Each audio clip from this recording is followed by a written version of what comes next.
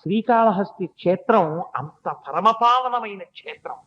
అక్కడ 63 మంది నాయనార్లు, శంకరాచార్య స్వామి వారు ప్రతిష్ఠించినటువంటి గొప్ప స్ఫటికలింగం, చండీశ్వరుడు, ధర్మరాజ ప్రతిష్ఠిత లింగం, యమధర్మరాజ ప్రతిష్ఠిత లింగం, చిత్రగుప్త ప్రతిష్ఠిత లింగం, మార్కండేయ ప్రతిష్ఠిత లింగం, ఎన్ని శివలింగాలు!